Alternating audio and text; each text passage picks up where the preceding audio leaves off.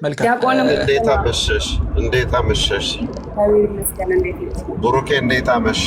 መቀጠልህ በጣም ደስ ይለናል፣ ግን እስካሁን አንድ ነገር እንኳን አላሳየንም በማስረጃ። ስለዚህ ቢያንስ እስቲ 5ቱን ቱሊፖች ትነግረናለህ የካልቪንን? እሺ፣ የእሷን ጥያቄ ነው ዲያቆን፣ የእርሶን ልመልስ? ኖ እስካሁን ትጠይቃለች ትጠይቃለች፣ ላስረዳሽ ነው የምትለው። ትጠይቃለች፣ ላስረዳሽ ነው የምትለው። እንደገና ብለ ኢየሱስ ክርስቶስ ራሱ የተቀበለው ትምህርት ይሄንን ነው አልክ። ኢየሱስ ክርስቶስ ደግሞ ትምህርቱን ከማን ነው የተቀበለው? ይሄ ትምህርት የኢየሱስ ክርስቶስ ነው ካልክ፣ ስለዚህ ጥቅስ እያወጣህ ኢየሱስ ክርስቶስ እኔ የምሞተው ለእንደዚህ አይነት ነው፣ እኔ የምሞተው ለተወሰኑ ሰዎች ናቸው፣ በእኔ ዓለም አይድንም የመረጥኳቸው ብቻ ያለበትን አትሊስት ጥቅሶቹን አሳየ። አንደኛ በታሪክ አልመለስክላትም። ከካልቪን በፊት የነበረውን ትምህርት ወይም የካልቪንን ትምህርት የተቀበሉ ሐዋርያት አልክ። እሺ ያሳየን። እኛ ሐዋርያት ከጌታ የተቀበሉትን ትምህርት እንነግራለን። ሐዋርያት ከጌታ የተቀበሉትን፣ አንተ ደግሞ ሐዋርያት ያስተማሩትን የካልቪን ትምህርት አሳየን። አሁን ከዚህ በኋላ የምታወራው መጽሐፍ ገልጠህ ነው እንጂ ላስረዳችሁ አዶንት ቲንክ። እታችም ያለው ህዝብ በጣም ደክሞታል። ኮመንቱን እያየ ከሆነ ማስረጃ። ስለዚህ እኔ ራሴ መግባት አልፈለግኩም ነበር፣ ግን ያለ ማስረጃ በጣም ብዙ ቦታ እየረገጥክ ስለሆነ መጽሐፍ ቅዱስን የሚያህል ነገር አስቀምጠ ስለ ታይፎይድ በሽታ ምንም አይገናኝም። ታይፎይድ ሁሉንም አይይዝም። ሁሉም አንድ የታይፎይድ መድኃኒት ሁሉንም በሽታ አያድንም። አሁን የምንጠይቅህ ሞት ወደ ዓለም ገባ ነው የሚለው አይደለም? በአንድ አዳም ምክንያት ሮሜ 5 ነው ውጪ ነው። በአንድ አዳም ምክንያት ሞት ወደ ዓለም ገብቷል። አሁን ዓለም ላይ ሞት ነው እንጂ የተለየ የተመረጠ የለም። በአዳም ምክንያት ሞት ወደ ዓለም ገባ፣ በክርስቶስ ምክንያት ሞት ከዓለም ወጣ። ስለዚህ አሁን እኛ የምንፈልገው የጌታ ያስተማረውን የካልቪን ትምህርትና ሐዋርያት ያስተማሩትን የካልቪን ትምህርት ንገረን። በማስረጃ ነው ታዲያ፣ ከራስህ አይደለም። መጽሐፍ ትገልጥና ጥቅስ ትሰጠናለህ። ከፈለከው መጽሐፍ ከቱሊፖቹ ነው። ቱሊፖቹን አንብብና ያ ከመጽሐፍ ቅዱስ ጋር ካልተጋጨ ትቀጥላለህ።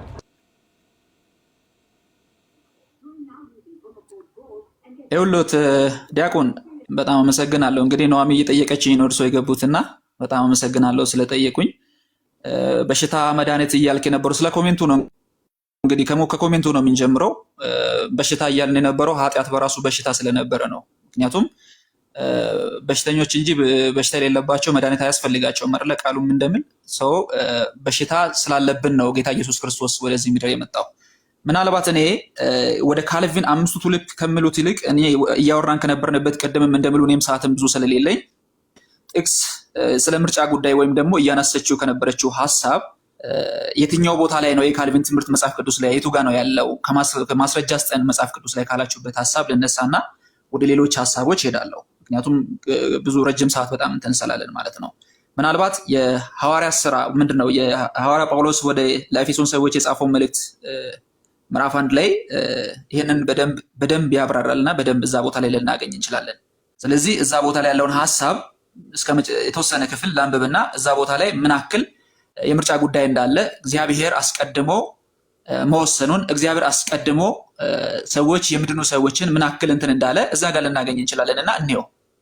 ቆይ አሁንም እየሸሸ ነው። መጀመሪያ የኢየሱስ ክርስቶስ ትምህርት ነው ብለሃል። 4 ወንጌል ውስጥ ሄድና የኢየሱስ ክርስቶስ ትምህርት ካልቪኒዝምን የሚደግፍ ትሰጠናል። ቀጥሎ የሐዋርያት ትምህርት ነው ብለሃል። ስትጠይቅ በታሪክ አይ የሐዋርያት ትምህርት ነው ካልቪን በኋላ ላይ በካልቪን ተገለጠ በደንብ እንጂ የሐዋርያት ትምህርት ነው ብለሃል። መጀመሪያ ኢየሱስ ክርስቶስ ከ4 ወንጌል ከዛ በኋላ ከሐዋርያት ትምህርት ከዛ በኋላ ነው ቅዱስ ጳውሎስ ጋር የምትሄደው። አሁን ቅዱስ ጳውሎስ ጋር ሄደ የምትገልጠው አውዱ በፍጹም ከካልቪኒስት ጋር ወይም ከቀድሞ ምርጫ ጋር የሚገናኝ አይደለም። አውዱ አሁን ልታነበው ያሰብከው የመጽሐፍ ቅዱስ ክፍል እንደዛ ከሆነ እኔ ሌላ ጥቅስ ሰጥህና ወዲያው ይፈርሳል። እሱ ጋር አይደለም። መጀመሪያ ከኢየሱስ ክርስቶስ ተነሳ። እኔም ሞተው ዲያቆን መጽሐፍ ቅዱስ ማስረጃ ስሉኝ መጽሐፍ ቅዱስ ብዬ ነው አዲያዳም ኖ ያልከን የኢየሱስ ክርስቶስ ወደ መጽሐፍ ቅዱስ እንግዲህ ከዚህ ቦታ ቆይ ችግር የለውም። ከአራቱም ወንጌላት ተሰጥቶታል፣ ችግር የለም። ግን እኔ ከምሰጥበት እኔ የምሰጥቶትን መጽሐፍ ቅዱስ ላይ ቦታ ላይ አለ ስሉ አንድ ቦታ ሲያመጣ አይ አይደለም ከዛ ሄድና አምጣ አይባልም። ሂድ አምጣሽ። መጽሐፍ ቅዱስ ላይ መጽሐፍ ቅዱስ የእግዚአብሔር ቃል ነው፣ የእግዚአብሔር እስትንፋስ ነው። አምጣሽ አምጣ፣ ችግር የለም። ምክንያቱም ሊያነብ ቃሉን ስከፍት ከዛ ቦታ አይደለም አይባልም እና ያዳምጡኝ ቀስ ብሎ። ምክንያቱም ልጅቷ በትክክል እየጠየቀች ነበር፣ እሷን ደግሞ የሚገባውን ነገር እንትን እያለን ነበር። አሁን እርሶ መጥቶ በመሀል ላይ ቆይ እኔ እየጠየቅኩ ነበር ግን እየመለስክ አይደለም። ለዛ ነው ባይዚ ዳኛ ይሆናል ብዬ ያስገባሁት። ምክንያቱም ፊል እያረኩት ስላልነበረ ማስረጃም ሰደ እየጠቀስክ ስላልነበረ ከኢየሱስ ክርስቶስ ኢየሱስ ክርስቶስ ራሱ የተቀበለው ትምህርት ነው ስላልክ ነው። ኢየሱስ ክርስቶስ ይሄንን ትምህርት ተቀብየዋለሁ ብሎ ኢየሱስ ክርስቶስ ካስተማራቸው እንትኖች አምጣ የተባልከው ሌላ እንትን አትስራ። ቀጣይ ያልከውን ቃል ግን መጥቀስ ትችላለህ። ለዛ ነው የተጠየቀው፣ ሌላ ነገር የለውም። እሺ ኖሚ አመሰግናለሁ። ተባረኩ። እሺ የእግዚአብሔር ቃል በኤፌሶን መልእክት ላይ እንግዲህ አንደኛው ምዕራፍ ላይ ከመጀመሪያው ብንጀምር በደንብ ግልጽ እንደሆነልን በእግዚአብሔር ፈቃድ የኢየሱስ ክርስቶስ ሐዋርያ የሆነው ጳውሎስ ለኤፌሶን ሰዎች ላሉት ቅዱሳን በክርስቶስ ኢየሱስ ላሉት ምእመናን ይላል።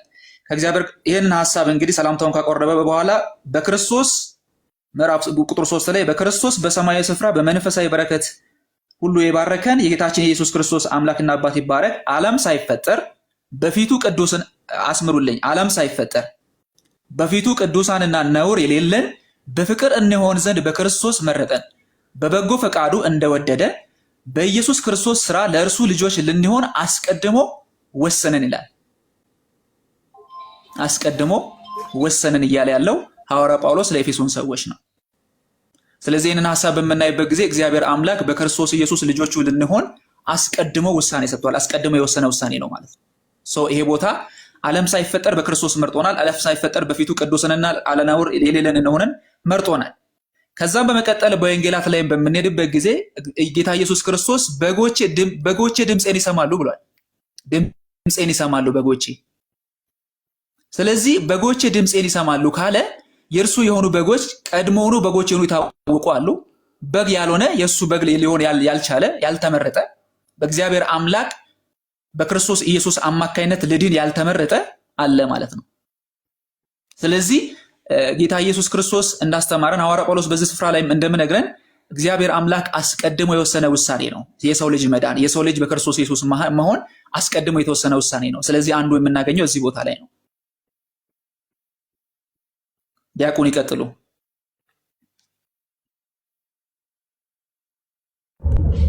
ይሄ ነው መረጃ።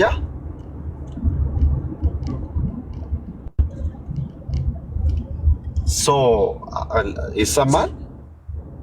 የምርጫ ጉዳይ ነው። አስቀድሞ ስለመወሰን ነው አይደል? ዲያቆን ይሰማል። ይሰማል። በጣም ቅድም ኑሐሚን ወዳለችው ይሰማኛል። I think you completely ካልቪኒስት አልገባህም። በቃ ለአንተ የምነግርህ ነገር ኮምፕሊትሊ ካልቪኒስት አልገባም። ካልቪኒስት ይሄ አይደለም። አንተ ፈልገህ እንኳን እሱ ካልመረጠህ አታገኘው። በጎቼ ድምፄን ይሰማሉ አለ። ድምፁን ሰምተህ ሄደህ እሱ አስቀድሞ መርጦ የጨረሳቸው ሰዎች ስላሉ እዛ ምርጫ ውስጥ ከሌለ አትድንም ነው እንጂ ካልቪኒስት አንተ ድምፁን ሰምተህ ጌታ ሆይ ስለጠራኸኝ መጥቻለሁ ብለህ ብትሄድ ሊስት ውስጥ ከሌለ የለህም ነው እኮ። በግ ካልሆንክ መስማት አትችልም እኮ እያለ ነው። በጎቼ ድምፄን ይሰማሉ ካልክ ያልሆኑ ድምፁን ሊሰሙ አይችሉም። ነፃ ፈቃድ የለህም ማለት ነው። ነፃ ፈቃድህን ወስዶ ነው የሚመጣው ማለት እሱ ከሱ ጋር አይገናኝም። ከሱ ጋር የሚገናኝ ሀሳብ አይደለም። ይሄ ነፃ ፈቃድ የምንለው ሀሳብ ከዚህ ጋር የሚገናኝ አይደለም። ዲያቆን ቆይ እኔ የጌታን ድምፅ መስማት ፈልጌ ለሲኦል መርጦኝ ከሆነ ድምፁን እንኳን ብሰማ የምሆነው ለምን ብቻ ነው?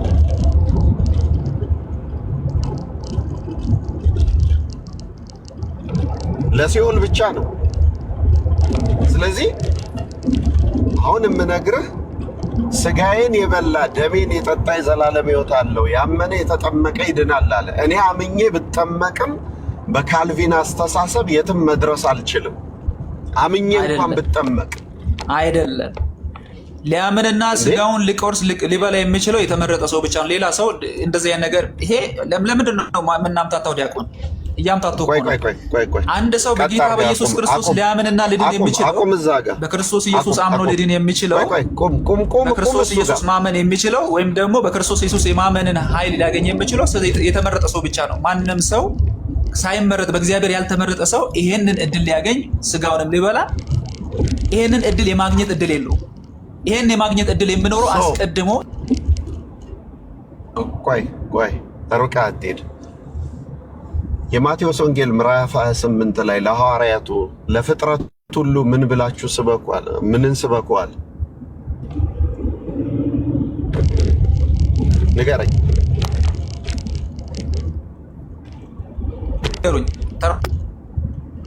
ወንጌል ለማን ነው ይሰበክ ያለው?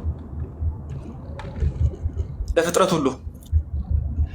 የተሰበከለት ሰው ወንጌል አይሰማም። እንዳይሰማ እግዚአብሔር አስቀድሞ ስለመረጠ አንተና እኔን ሌሎቹ እንዳይሰሙ ልቦናቸውን ይዘጋል ማለት ነው።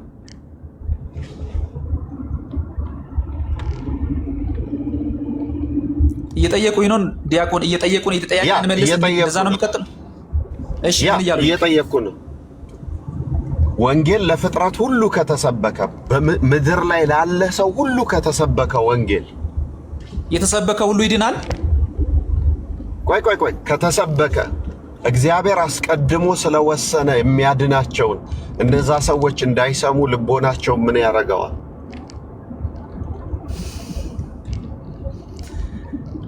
የተሰበከላቸው ሁሉ ይድናሉ ወይም የተሰበከላቸው ሁሉ አምኖ ይቀበላሉ? የመዳን እየጠየቅኩ እኔ የጠየቅኩን መልሳ መጀመሪያ እሱም መልሰህ ነው እኮ ከዛ በኋላ ወደሚቀጥለው። ምክንያቱም ጥያቄ እየፈጠረብኝ ስለሆነ ነው። ጥቅስ ላንብብልህና ዓለም ሄዳ ነው በማሞት ነው። ይሄንን ብቻ መልስልኝ። ዓለም ሁሉም ድኗል። ዓለም ሁሉም ድኗል። የክርስቶስ ሞት ነው የሚያምኑት። የክርስቶስ አራት ነገር ደርበህ ስማ አንድ ጊዜ። ነፍሱን ቤዛ አድርጎ ለዓለሙ ሰጥቷል አልሰጠም? ክርስቶስ በደንብ ሰጥቷል። ችግር የለውም። እሱ ላይ ችግር የለብንም እኛ። በቃ አሁን እዚህ ጋር እንዳትወጣ ከዚህ ርዕስ። ነፍሱን ከሰጠ ኢየሱስ ክርስቶስ ዓለም ሁሉ እንዲድን ነፍሱን ከሰጠ፣ ይኸውልህ እንዲድን ነው ያልኩህ። ዓለም ሁሉ እንዲድን ዓለም ሁሉ ይድናል። ቀድሞ እኔ ጥያቄ እየጠየቅኩት ነው ዲያቆን። ዓለም ሁሉ ይድናል። ኧረ ቆይ ስለ ካልቪን ትምህርት አንዴ ብሩክ እያወራን ያለ ነው። ዓለም ሁሉ እንዲድን ነፍሱን ኢየሱስ ክርስቶስ እንዲድን ነው ዓለም ሁሉ። ጥያቄ ሳትመልሱ የትም አልሄድም። ዓለም ሁሉ ይድናል ወይ እንዴ? ብሩክ ቆይ እንጂ የተጠየቀውን ስማ። ዓለም ሁሉ እንዲድን እናንተ ወደ ፈለጋችሁበትማ እኔን አትወስዱኝም። አዳምጡኝ። እኔን ወደ ፈለጋችሁበት እያወራን ያለ ነው። እዚህ ጋር ጨርሰን ነው የምንሄደው። ዓለም ሁሉ ይድናል ወይ? ዓለም ሁሉ ይድናል ወይ? ዓለም ሁሉ ይድናል ወይ? ሐሳቤን ልጨርስና ትቀጥላለህ አይደለም? ሚውት አታርገኝ ነው አሁን። ሚውት አታርገኝ። አይ ቆይ ብሩክ ስማ፣ ካልሆነ እወርዳለሁ። እኔ እወርዳለሁ። እንጂ እናንተ አስተሳሰብ አይደለም፣ ስለኔ አስተሳሰብ አይደለም። እኔ የሚለው እኔ ካልቪንን አስተሳሰብ እንዴት እንደሚቀበል እየነገርኳችሁ ነው። ለምን እንደሚቀበል እየነገርኳችሁ። ለካልቪን ትምህርት ብቻ ነው የምናወራው።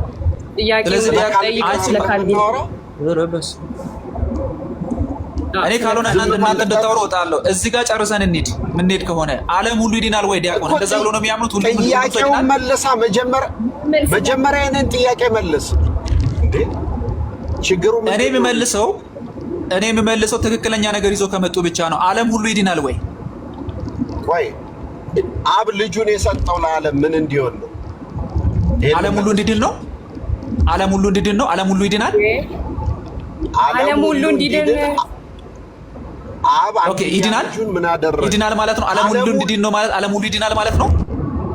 ብሩክ ተረጋጋ። ቆይ በታይም እናወራ መሰለኝ። ቆይ ብሩክ ተረጋጋ። እናንተም ወደ ፈለጋችሁበት ብቻ እናንተ ፈለጋችሁትን ብቻ እንድናገር አትበሉ። ዓለም ይድናል ወይ? እንዲድን የሚል ቃል ቆይ ብሩክ ተረጋጋ። ይፍቱ መጀመሪያ ጸሎት ያድርግ።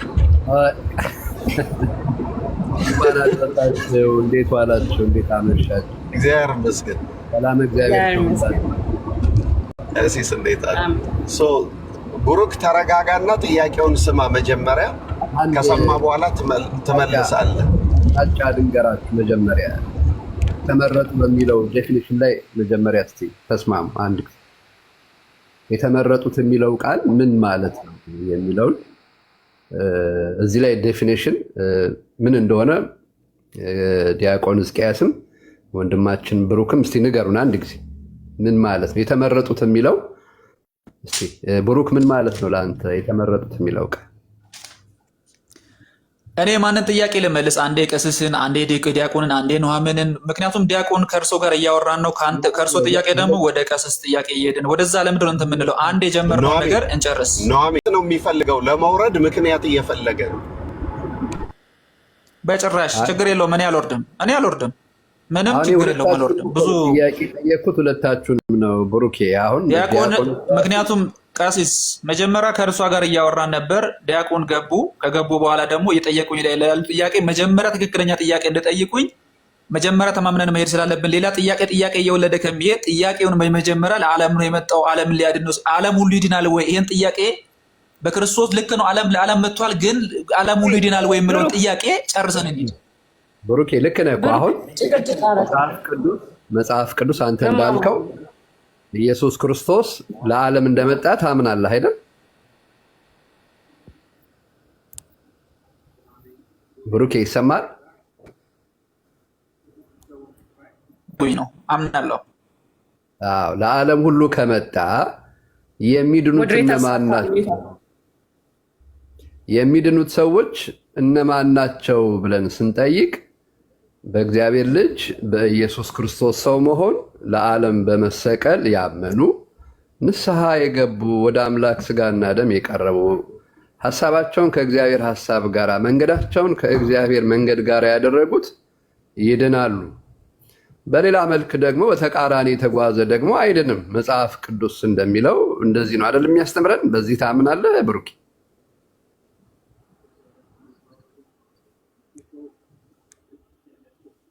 ብሩኬ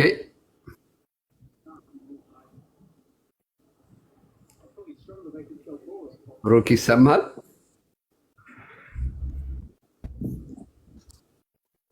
ስለዚህ ለዓለም ነው የመጣው አይደል? መጀመሪያ ለዓለም እንደመጣ መጽሐፍ ቅዱስ የሚለንን እንስማ። ዮሐንስ ወንጌል ምዕራፍ 3 ቁጥር 16 ለዓለም ነው የመጣው አይደል? ለዓለም ነው የመጣው፣ ግን ዓለም ሁሉ ይድናል ወይ ነው? አሁን ለዓለም መጣና በሰውየው ላይ ይመሰረታል እኮ አይደል? አሁን ሰውየው እንደ እግዚአብሔር ፈቃድ እንደ እግዚአብሔር ቃል የሚጓዝ ከሆነ የዘላለም ሕይወት አለው ይላል። እዛው ከዮሐንስ ወንጌል ምዕራፍ 3 ከቁጥር 16 ጀምር ስታነብ በወልድ ያመነ የዘላለም ሕይወት አለው፣ ያላመነ ግን አሁኑኑ ተፈርዶበታል ብሎ ያስቀምጣል አይደል? በትክክል። ስለዚህ አስቀድሞ ለኩነኔ አስቀድሞ ለመንግስተ ሰማያት እርሶ ያወሩና እኔ ከዛ በኋላ አወራለሁ። እርሶ ያወሩና እስከ መጨረሻ በመሀል እየገባው እንትን ከምል ያወሩና መጨረሻ ላይ እኔ አወራለሁ። አዎ ይኸውልህ እኔ የምለው ምንድን ነው፣ ለምሳሌ ለዘላለም ሞት አስቀድሞ የተመረጠ ሰው የለም። ለዘላለም ጥፋት የተመረጠ ሰው የለም። ለዘላለም ስቃይ የተመረጠ ሰው የለም። ለዘላለም ሕይወት ለዘላለም ደስታ የተመረጠ የለም። ሞትም ሕይወትም በእጃችን ላይ ነው። ዛሬ ስፔሻሊ ዛሬ ከስቅለት በፊት እንደምታውቀው አምላካችን ተሰቅሎ ሁላችንንም ማዳነን። ከዛ በኋላ ግን ሰው በራሱ የሚገባውን ነገር ሲያደርግ መኖር የሚገባውን ሕይወት ሲኖር ለዘላለም ሕይወት የሚነሳ አለ፣ ለዘላለም ሞት የሚነሳ አለ። ይህ ለዘላለም ሕይወት መነሳትና ለዘላለም ሞት መነሳት ግን በእግዚአብሔር የተደረገ ሳይሆን በእኔና በአንተ ማንነት ላይ የተመሰረተ ነው። ለምን? መጽሐፍ ቅዱስ ለሁሉ እንደየስራው ታስረክበዋለህ ስለሚል። ስለዚህ ከዚህ አኳያ እግዚአብሔር ሳይሆን ለዘላለም ሞትና ለዘላለም ሕይወት የሚመርጠው አንተና እኔ በምናደርገው በምንኖረው በምናምነው ነገር ላይ የተመሰረተ ነው። ካመነ ሰው በኢየሱስ ክርስቶስ የዘላለም ሕይወት ያገኛል። ካላመነ በኢየሱስ ክርስቶስ የዘላለም ሞት ይገጥመዋል። ይሄ ነው አጭሩ ትምህርት፣ አጭሩ ዝርዝር ውስጥ ሳንገባ ማለት ነው። በዚህ ላይ ያለህን ምልከታ ልስማ እስቲ። አመሰግናለሁ ቀሲስ። እንግዲህ በጣም ጥሩ ነገር ነው ያነሱትና ምናልባት አሁን ሌላ ሰው እንዳያወራ በዚህ ማለት እርሶና እኔ እያወራን ማንም ሰው እንዳያወራ፣ ምንም ችግር የለም። እኔ በክርስቶስ ኢየሱስ የምናምን ሰዎች በክርስቶስ ኢየሱስ ሞትና ትንሣኤ የምናምን ከሆነ እንድናለን። የትኛውም ሰው ይድናል። ግን ሁላችንም እንደምንል ከዚህ ፊትም በዮሐንስ ወንጌል ምዕራፍ 1 ላይ እንደምናገኘው ዓለምን የሚያድን የእግዚአብሔር በግ ተገልጧል ብሎ ዮሐንስ መጥምቁ ዮሐንስ በተለይ በደንብ ያብራራል ስለ ልጁ ስለ ኢየሱስ ክርስቶስ ማለት ነው። ፓኬጁ ዓለምን ማዳን የሚችል እንደሆነ። ያ ማለት ግን ዓለም ላይ ያለው ሰው ሁሉ ይድናል ማለት ግን አይደለም። ዓለም ላይ ያለው ሰው ሁሉም ሰው ይድናል ማለት አይደለም። መድኃኒቱ ለዓለም ነው፣ የመጣው ለዓለም ነው።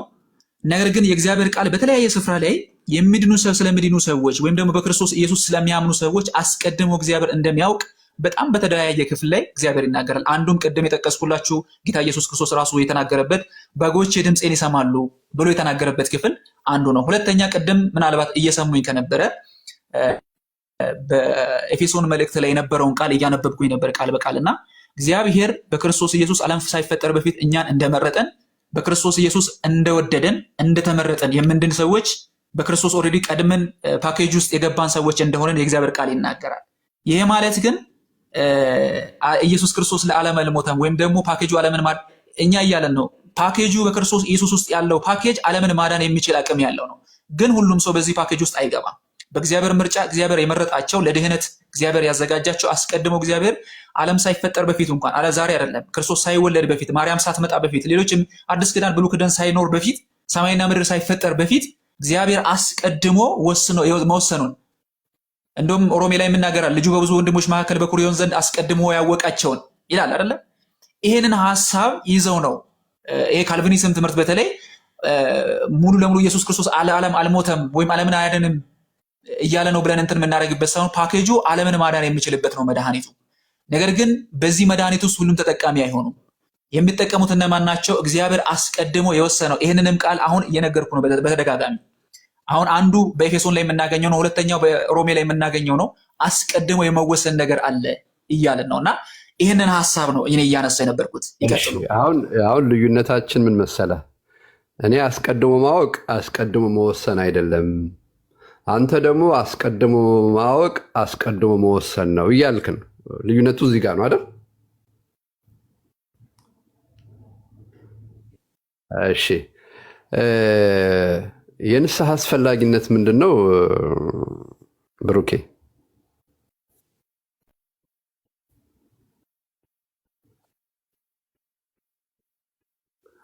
አንድ ሰው ለምሳሌ ከበረቱ ውጭ የነበረ ሰው ወደ በረቱ መምጣት ይፈልጋል። ለምሳሌ በክርስቶስ የማያምን የነበረ ሰው ወደ ክርስቶስን ማመን ይመጣል። በኃጢአት በዓለም ውስጥ ይኖር የነበረ ሰው በንስሐ ወደ ማህበረ ምዕመናን ይቀላቀላል፣ ወደ ክርስትናው ይቀላቀላል። ምን ማለት ነው? ንስሐ ለምንድን ነው የሚያስፈልገው? ከዚህ ጋር የሚገናኝ እመልሳለሁ፣ ችግር የለውም። ከዚህ ጋር የሚገናኝ ሀሳብ ነው ዲያቆን። ለምሳሌ እየተገናኘልኝ አይደለም። ንስሐ የማይገባ አስቀድሞ ያልተወሰኑ አሁን የኛ ልዩነት ምንድን ነው? አይ የተቀበለውን ሁሉ እንትን ያደርጋል የሚል ወይም ደግሞ ያም ስጋውን የበላ ደግሞ የጠጣ ይድናል የሚልና በቃ እንጂ መመረጥ ጉዳይ ልክ አይደለም የሚል ነው ልዩነታችን። ንስሐ ከዚህ ጋር ምንድን ነው የተገናኘው? ንስሐ ባትገባ ትጠፋለህ፣ ትሞታለህ፣ ወደ ገሃነም ትጣላለህ አለ መጽሐፉ የሚለው እሱን አይደል? እሺ የቱ ጋር ነው የሚለው? ይህንን ሀሳብ ያስረዱኝ። የቱ ጋር ነው ንስሐ ካልገባ ወይም ደግሞ በንስሐ በኩል ካልሆነ ንስሐ ያድናል፣ ንስሐ ካልገባ ትጠፋለህ የሚል የቱ ጋር ነው? የሉቃስ ወንጌል ምዕራፍ 13 ቁጥር 5 ላይ ንስሐ ባትገቡ ትሞታላችሁ ይላል። ሉቃስ ወንጌል ምዕራፍ 13 ቁጥር 5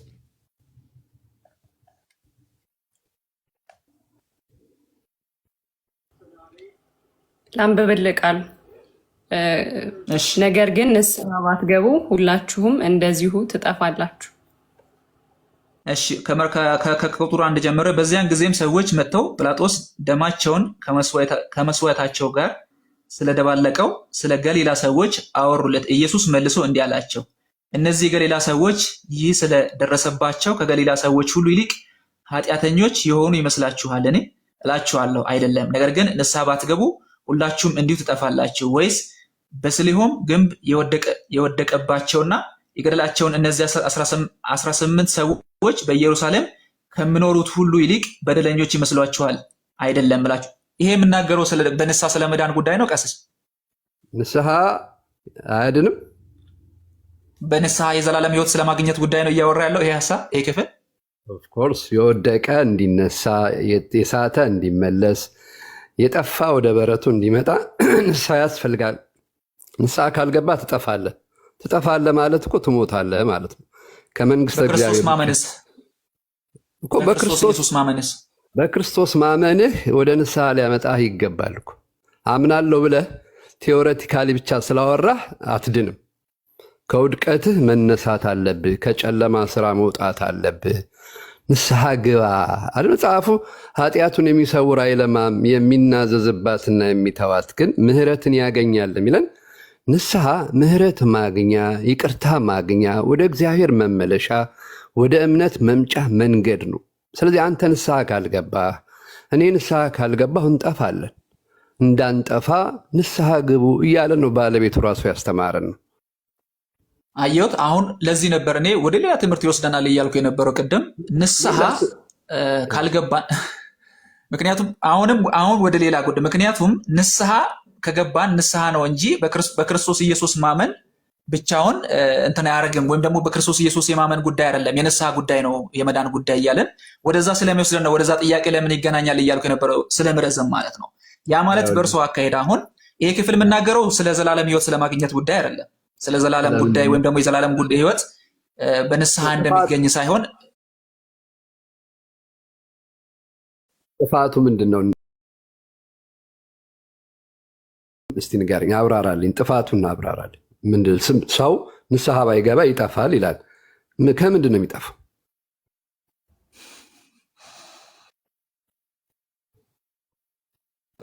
ቃስስ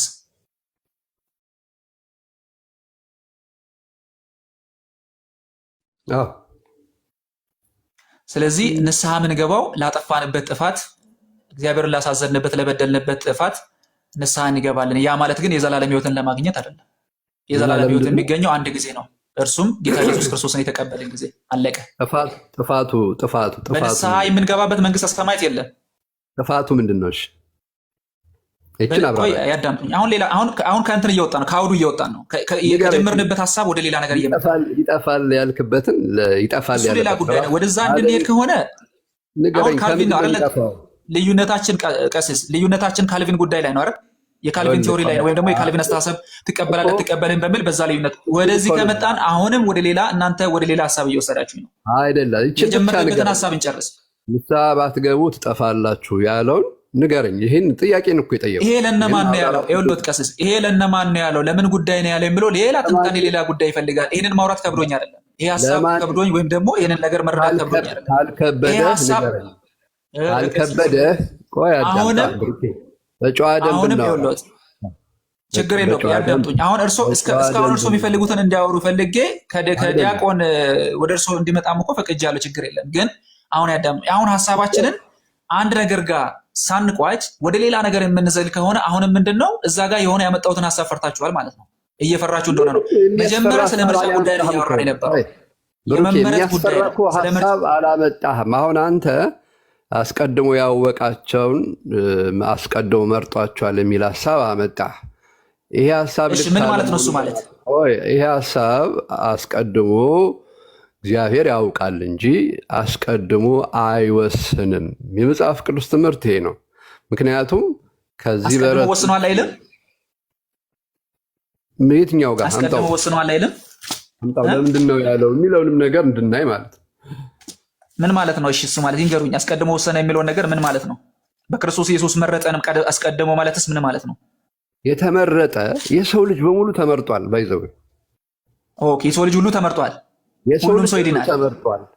ይሄን የተመረጠው ሁሉ ይድናል። የሰው ልጅ ሁሉ ይድናል። ዓለም ሁሉ እንዲድን። ስለዚህ ዓለም ሁሉ ይድናል። እናንተ ትምህርት ዓለም ሁሉ ሰው ሁሉ ይድናል፣ የዘላለም ሕይወት ያገኛል። ዓለም ሁሉ እንዲድን ነው ክርስቶስ የመጣው። ቆይ ቀሲስ ያስጨርሱኝ። ዓለም ላይ ያለው ሰው ሁሉ በክርስቶስ ኢየሱስ ይድናል። የማይድን ሰው የለም፣ የሚጠፋ ሰው የለም። ዓለምን ለማዳን ክርስቶስ መጥቷል። ስለዚህ ዓለም ላይ ያለው ሁሉም ሰው ይድናል ማለት ነው። ቅድም አሁን መቀበል ቆይ ያስጨርሱኝ ያለው ስማ እያልኩ መጀመሪያም እኮ ብያለሁ ነገር ያለው ዓለም ሁሉ እንደማመጥ ቀሲስ ጥያቄ መልስ። ጥያቄን ያዙልኝ ቀሲስ፣ ጥያቄን ያዙ። አንተም ጥያቄ ካልመለስክ አንተም ጥያቄ መለሳል። በመጀመሪያ ጥያቄን መልስ የኔ። ምክንያቱም አሁን እያወሩ ያሉትን ሐሳብ እኔ ልቀበል። እሺ ዓለም ለዓለም መጥቷል ክርስቶስ ኢየሱስ። ዓለም ላይ ያለው ሰው ሁሉ በክርስቶስ ኢየሱስ ይድናል ወይ? ያ ማለት ወደ ዓለም መጥቷል ጌታ ኢየሱስ ክርስቶስ ዓለምን ሊያድን ካለን ሁሉም ዓለም ላይ ያለውን ሊያድን ነው ማለት ነው። ያ ማለት እሱ ደግሞ እንዳንተና እንደኔ ይወሰናል ማለት ነው ወይ? እንዴት እኔና እንደኔና እንዳንተ ጋር የሚወሰነው? አሁን እኮ እያልኩት ነው ጥያቄ። ዓለምን ሁሉ ሊያድን መጥቷል ጌታ ኢየሱስ ክርስቶስ። ዓለም ይድናል ይላል። ረጋ በል ቀሲስ፣ አባታችንን ከምታደክማቸው ወጣት ለወጣት ታረጉኝ ከሆነ ጥዬ እወርዳለሁ። ነው ሚውት አታረጉኝ። እናንተ እንደፈለጋችሁ ልታረጉኝ አይደለም። እኔ የምናገረውን ሐሳብን እያዳመጣችሁኝ ካልሆነ እንትን አደርጋለሁ። ችግር የለም ብሩኬ። የእግዚአብሔር ቃል እንደምናገር ነው ብሎ እንደጠቀሱኝ ጌታ ኢየሱስ ክርስቶስ ለዓለም ነው የመጣው ብለዋል። ወይ ተረጋጋ ብሩኬ፣ ታወራለህ። ደቂቃ ተሰጥቶ ታወራለህ። ችግር የለም። ተረጋግቼ እኮ ነው እያወራ ያለሁት። በእናታችሁ ምን ማለት እኔ እያወራው እንትን አታርጉኛ፣ አታቋርጡኝ። ጌታ ኢየሱስ ክርስቶስ ለዓለም ነው የመጣው ካሉ ዓለም ሁሉ ይድናል ወይ? ያ ማለት ለዓለም ሁሉ ነው ማለት ዓለም ሁሉ ይድናል ማለት ነው ወይ? ይሄን አሁን በአጭር እንትን ልንገር ቀሲስ። ዓለም ሁሉ እንዲድን አሉካ። ዓለም ሁሉ እንዲድን። ይሄን ደግሞ ቀጥታ መጽሐፍ ቅዱስ ላይ ቃል አለ እና እሱን አምጥቼ ላሳይክ ወይ? እሺ አሳይ። ዓለም ሁሉ ይድናል የሚለውን ሐሳብ አሳይ። እንዴት ዓለም ሁሉ ይድናል የሚለውን ሐሳብ አሳይ። እንዲድን ማለትና ዓለም ሁሉ ይድናል ማለት ሁለት የተለያዩ ቃላቶች ናቸው። በነገራችን ላይ ብሩኬ፣ ዓለም ሁሉ እንዲድን መጣ ከተባለ ዓለም ሁሉ ይድናል ማለት እኮ ነው በእናንተ አገላለጽ። አሁን ያ ማለት ዓለም ሁሉ እንዲድን ነው የመጣው ካላችሁ ዓለም ሁሉ እንዲድን ነው ካለን ዓለም ሁሉ ይድናል ማለት ነው ወይስ? ኑሐሚን እስቲ በትልቁ አድርጊኝ እስቲ ወንድማችንን እኔ ላውራው መሰለኝ። አሁንም ያነሳውን ሐሳብ ራሱ በእግዚአብሔር ቃል። ሰላም ብሩኬ፣ ከኔ ጋር እናወራለን። ረጋ ባለ መንፈስ ለማውራት እንሞክርና አንዳንድ ያነሳቸው ሐሳቦችም ስላሉ እነሱንም አንዳንድ ጥቅሶች እያነሳውልህ አንደኛ ጢሞቴዎስ ምዕራፍ 2 ላይ እንደዚህ የሚል ቃል አለ። ከቁጥር 1 ጀምሮ አብረን እናንብበው ወንድማችን። ቀጥለሽ። እንግዲህ እግዚአብሔርን በመምሰልና በጭምትነት ሁሉ ጸጥና ዝግ ብለን እንድንኖር ልመናና ጸሎት፣ ምልጃም ምስጋናም ስለ ሰዎች ሁሉ ስለ ነገስታትና ስለ መኳንንትም ሁሉ እንዲደረጉ ከሁሉ በፊት እመክራለሁ። ሰዎች ሁሉ ሊድኑና እውነትን ወደ ማወቅ ሊደርሱ በሚወድ በእግዚአብሔር በመድኃኒታችን ፊት መልካምና ደስ የሚያሰኝ ይህ ነው ይላል አይደል? እግዚአብሔር ሰዎች ሁሉ ማለት ቀሲስ ሲሉ የነበሩት ሐሳብ ይሄንን እግዚአብሔር ሰዎች ሁሉ እንዲድኑ እና ወደ እውነትን ወደ ማወቅ እንዲደርሱ ይፈልጋል አይፈልግም? ቀጥልሽ። እሺ እየሰማሁ ነው። ቀጥል። ይፈልጋል አይፈልግም? እኔ በኋላ አወራለሁ። ቀጥል ወንድሜ። ቃሉ ላይ እናውራ፣ እያጠራን እንሂድ። ብዙ ነገሮች ቀደም ስትል ስለነበረ ባይዘዌ ቀሲስ ቀደም ንስሐ ለድነት ያበቃል የሚለውንም እመጣበታለሁ። በመጽሐፍ ቅዱስ ነው የምናወራው፣ ሎጂክ አይደለም የምናወራው። እግዚአብሔር አምላክ ሰዎች ሁሉ እንዲድኑ ይፈልጋል አይፈልግም?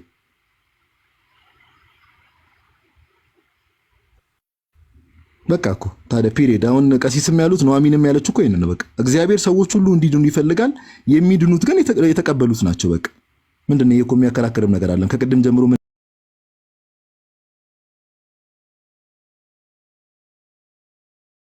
እውነትን ወደ ማወቅ ሊደርሱ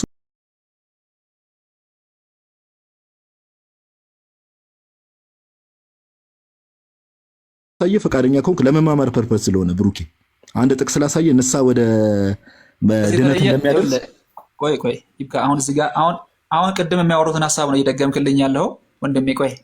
ቆይ ያስጨርሰኝ። ይህን ሀሳብ እኮ ዮሐንስ ወንጌል ላይም እኮ ብዙ ጊዜ በተደጋጋሚ እያነሳን ነበር።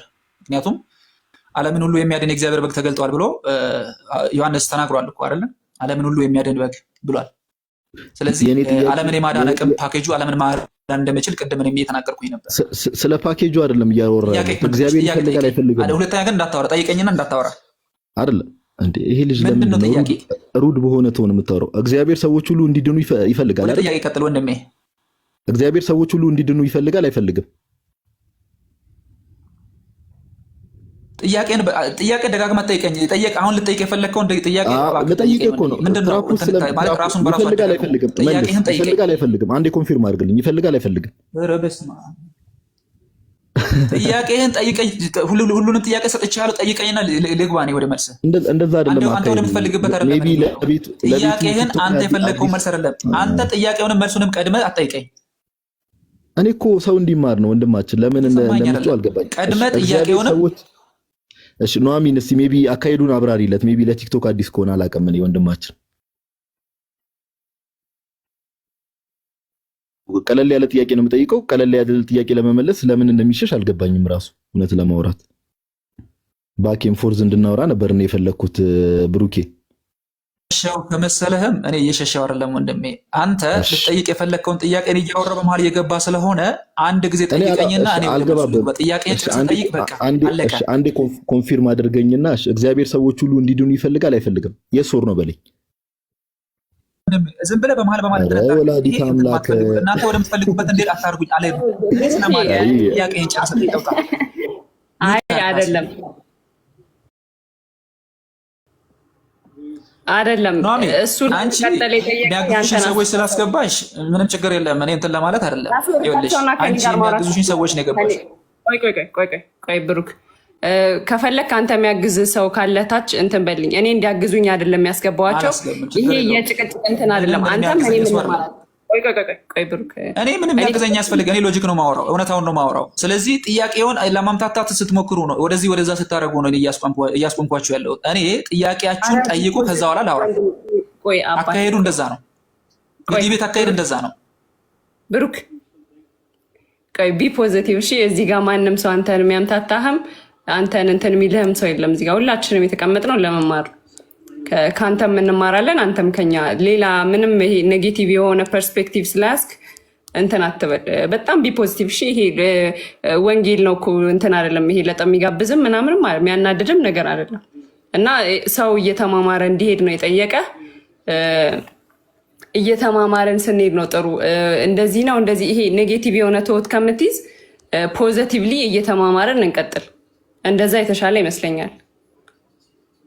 አይ ቲንክ ቲክታክ ዲቤት ላይ እንትን ካልክ ይሄም ዲቤት እንደ ዲቤትም እንትን ያለ ነገር አይደለም አይመስልህም?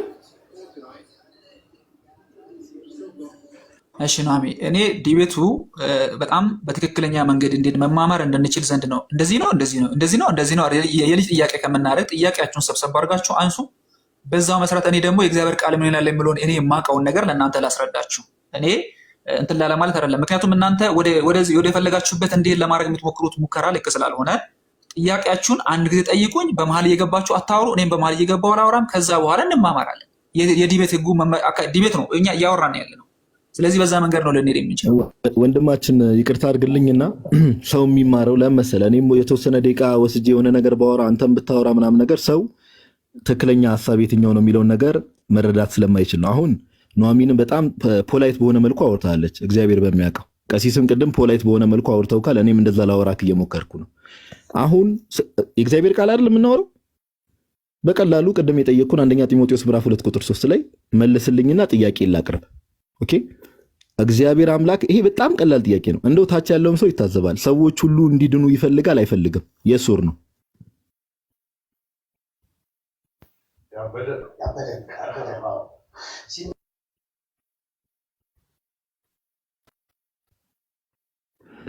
ወንድማችን ብሩክ እየጠበቅን ነው። እኔ እየተግባባን አይደለም መሰለኝ። እናንተ ንግ እያወጣችሁ በራሳችሁ መንገድ ኑሐሚን በቃ አይ ልጁ ጥያቄዎችን ሰብስበህ ጠይቅ። ልጁ በምን ሊይዞ እንደሆነ ስለገባው ነው። ባይዘው አሁን ቀድሞ እየሸሸ ያለው ግልጽ ነው። በምን ሊይዞ እንደሆነ ገብቶታል። ወንድማችን ብሩክ አራዳ እንደሆነ ከተረድቻለሁ። ስለዚህ በቃ ነው የሚቀጥል ከሆነ ይቀጥል። በቃ ምንም ጥቅም የለውም። አይ በቃ ይብቃ መሰለኝ ይመስለኛል። እኔ እንግዲህ ጥያቄ መመለስ ፈቃደኛ ካልሆን አንተ ቀለል አድርገህ ከተረዳኸው ለምን ጥያቄዎችን ሰብስበህ አትጠይቀኝም? ለምን ፈራ?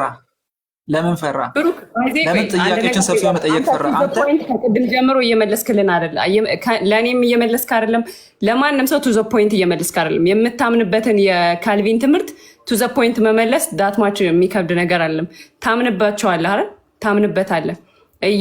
ኖሚ ቱ ዘ ፖይንት ብቻ ሳይሆን እኔ ማምንበትን ሳይሆን እግዚአብሔር ቃል የምናገረውን ጭምር እኮ ተናግሬያለሁ ብዙ ቦታ። ማለት ልትሰሙኝ አልፈቀዳኝ። እናንተ የምትጠይቁት ወደ እናንተ ፍላጎት እንዴት ብቻ ነው። ያ ደግሞ አልፈቅድም። እኔ ወደ እናንተ ፍላጎት ሳይሆን የእግዚአብሔር ቃል ምን ይላል የሚለው ነው የምንማማረው እንጂ ጥያቄያችሁን እዚህ ጋር እንዴት ብሩኬ ከቅድም ጀምሮ በጣም ኔጌቲቭ የሆነ እንትን ነው ይዘህ የመጣው እና ወደ ፖለቲካ ውስጥ ትገባ። ቆይ ወደ እንትን ውስጥ አትግባ። ይሄ በጣም ፖላይት በሆነ ወይ እንማማር ነው እያልን ያለው። ኢፍ ዩዋን ተማማር፣ ካልሆነ ደግሞ ሌላ ካልቪኒስት የሆነ ሰው ይግባና በስነ ስርዓት እንማማር። እየመለስክ የምታስተምረን ከሆነ ወረደ መሰለኝ። ማንም ሰው አላስወረደው። ብሩክ ግባ፣ ብሩክ ግባ። አይ ቲንክ እኔ ብሩክ ከቅድም ጀምሮ ስለ የነበረው ነገር አለ። ብሩክ የካልቪንን አስተምሮ የተረዳው አይመስለኝም። የካልቪንን ኦኬ እሺ አስወርደው አይመስለኝም።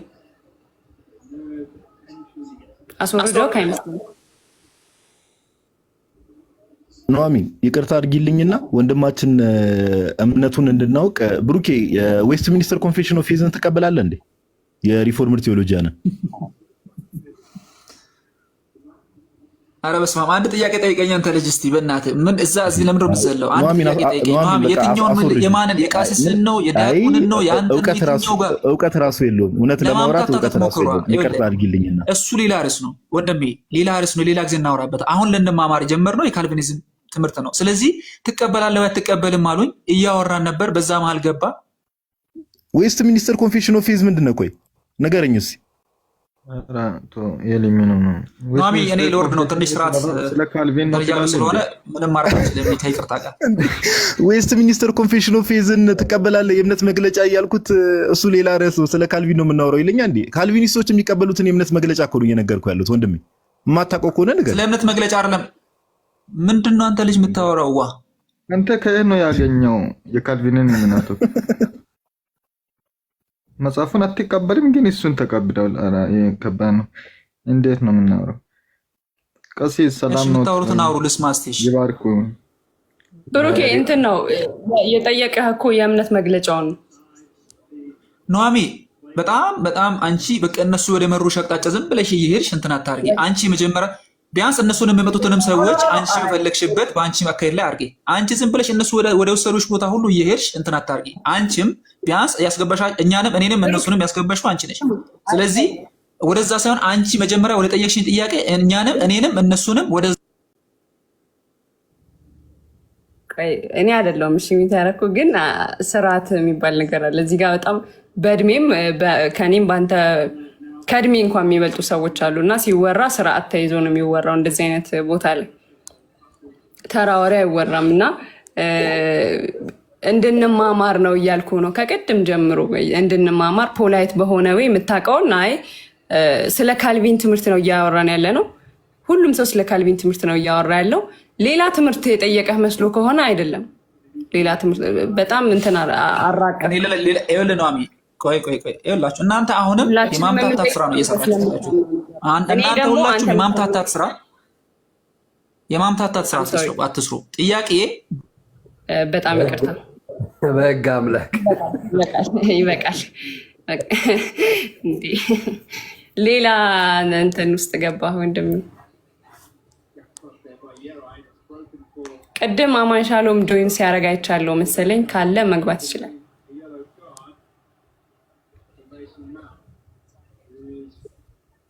ሰላም እንባባል እንጂ ቀሲስ አሉ። ሰላም ብዮታለሁ። እንዴት ኖት? እንኳን አደረሰ ሀብተ ስላሴ። እግዚአብሔር ይባርክ፣ እግዚአብሔር ይፍታ። እንዴት ሰነበትክ? እግዚአብሔር ይመስገን። ቀሲስ እየጠፉብኝ ምን ነው? እግዚአብሔር ይመስገን።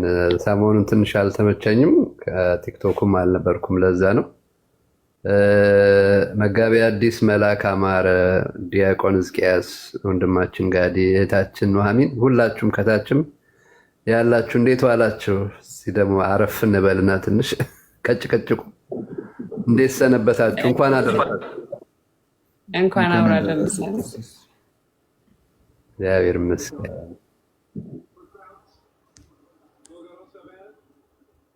ከየት አገኝቶ ነው እንትን ኢየሱስ ለአዳም ነው የሞተው ያለው?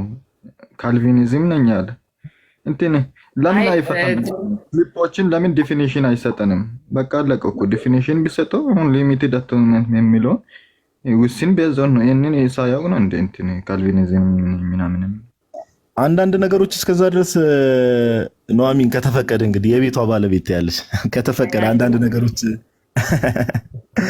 እንትን ልበል እንደው ሐሳቡ ላይ ቀደም ወንድማችን ለምንድን ነው እየሸሸ የነበረው? ግልጽ ነው። እግዚአብሔር ሰዎች ሁሉ እንዲድን የሚፈልግ ከሆነ መጽሐፉ በዛ ደረጃ የሚናገር ከሆነ እግዚአብሔር ዓለሙን እንዲሁ ወደዋልና እየተባለ ክላሽ ያደርጋል አይደል? እግዚአብሔር ሰዎች ሁሉ እንዲድኑ እየፈለገ እውነትን እንዲያውቁ እየፈለገ ዓለምን ከመውደድ የተነሳ ደግሞ አንድ ልጁ ከላከ በኋላ በአንድ በኩል ደግሞ የሆኑ ግሩፖችን ቀድሞ እንዲድኑ መርጧቸዋል የሚለው ነገር ባይተሰልፍ ክላሽ ያደርጋል። ስለዚህ ሙሉ መጽሐፍ ቅዱስን እንደ ሐሳብ ይዘን ምንድነው በየት መልኩ ነው የሚሄደው? ባይሆን ቀደም ላሳየው እንደነበር ላሳያችሁ። ሜቢ ቀንም ቪዲዮ ሰርቼበታለሁ። በእርግጥ ዌስት ሚኒስተር ኮንፌሽን ኦፍ ፌዝ ላይ አንድ ነገር አለ ኑሐሚን። በሚገርምሽ ሁኔታ እነዚህ ሪፎርመር ቴዎሎጂያን የሚባሉት ሰው ብቻ ሳይሆን መላእክት ራሱ እንግሊዝኛውን መጀመሪያ ከፍቼ ላሳያችሁና አንዴ ቆይ። ዌስት ሚኒስተር ኮንፌሽን ኦፍ ፌዝ ታች ያላችሁ ሰዎች ስሙ። አንዳንዴ እንዲሁ ሲወራ በደፈናው ያለ እንትን የሚወራ እንዳይመስላችሁ አንዴ ከፍቼ ላሳያችሁ። ዌስት ሚኒስተር ኮንፌሽን ኦፍ ፌዝ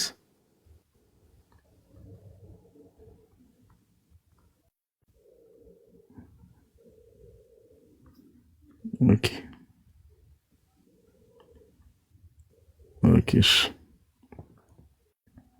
እዚህ ዌስት ሚኒስተር ኮንፌሽን ኦፍ ፌዝ ላይ ስትሄዱ ቻፕተር 3 ላይ ጋድስ ኢተርናል ዲክሪስ የሚባል ነገር አለ። ማስረጃውን ከፍቼ ለማሳየት እሞክራለሁ። እስቲ አንድ አፍታ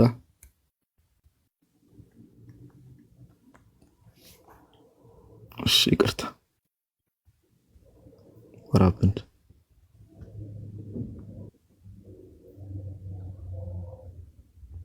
እሺ፣ ትንሽ አነስ ነገር ብሏል። አሳያችሁ። ስለ መጽሐፍ ቅዱስ ዝርዝር አውጥቶ ይመጣና ጋድስ ኢተርናል ዲክሪስ ቻፕተር 3 ላይ እንደዚህ ይላል። ኦኬ ይታያል አይደል? በተወሰነ መልኩ አይ ቲንክ ይታያል ብዬ አስባለሁ። ኦኬ ጋድስ ኢተርናል ዲክሪስ ላይ ቁጥር 3 ላይ እንደዚህ ይላል። ባይዘው አማርኛውን ከፍቼ ያሳያችኋለሁ። ታች ያላችሁ ክርስቲያን እንደዚህ ይታያል ነው አሚን። አይ ቲንክ ትንሽ ደብዘዝ ብሏል ግን ይታያል መሰለኝ አይደል? ብራይትነስ ትንሽ ጨምርበት እስኪ። ኦኬ እዚህኛው ስልኬ ላይ አይ ቲንክ አይደል? ታች ያለችው ስልኬ ትንሽ ደከም ያለች ስልክ ናትና እንግዲህ በእግዚአብሔር ቸርነት ተመልከቱ። አማርኛውን ከፍቼ ያሳያችኋለሁ።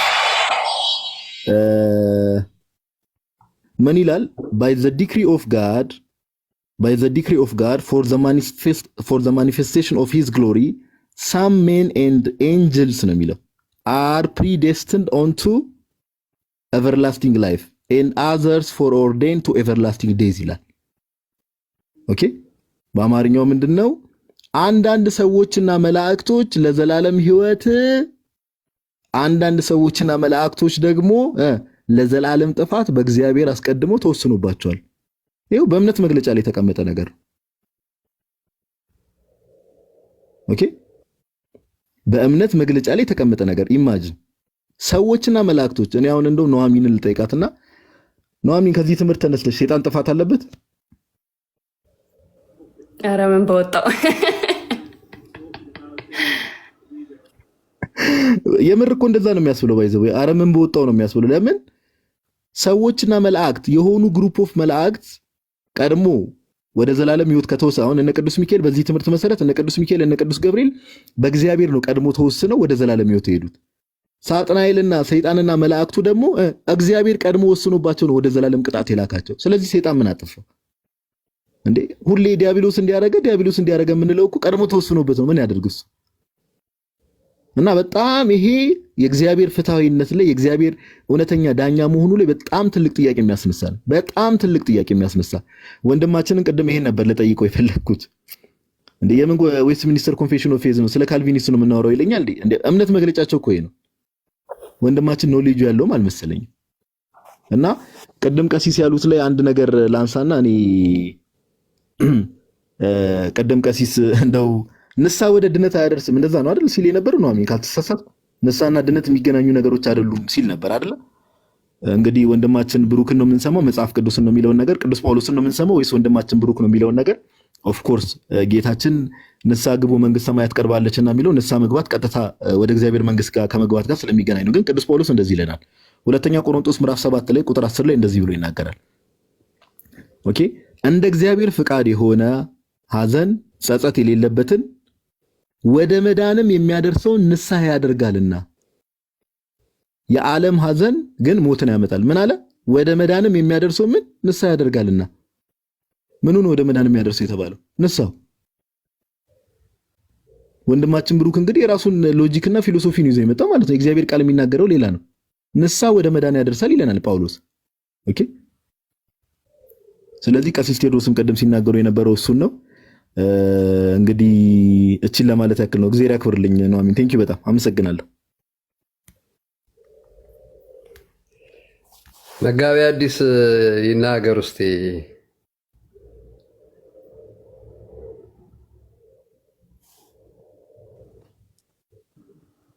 እንደምን ዋላችሁ፣ እንደምን አመሻችሁ እንደየሀገሩ የሰዓት አቆጣጠር። ክቡር አባታችን መጋቢ ሃይማኖት ይፍቱኝ ባርኩኝ። እግዚአብሔር በረከተ ጳውሎስ ይደርቦ። መምህር እንዴት ዋሉ? እንዴት አመሹ? እግዚአብሔር ይመስገን። እንዴት ናችሁ? የቤቱ ባለቤት ኑሐሚን፣ እንዲሁም ደግሞ በጣም እንቁ ወንድማችን ጋዲሳ ወረዱ መሰለኝ ቶኒ፣ ሁላችሁም ከዚህም ያላችሁ እንግዲህ እንደ 8ቱ ሐዋርያት ከተራራው በታች ያላችሁ ሁላችሁም ሰላም ብያለሁ። እንደምን አመሻችሁ? እግዚአብሔር ይመስገን። እንግዲህ ያው ጥሩ ሀሳብ ነው፣ በጣም ጥሩ ነገር ነው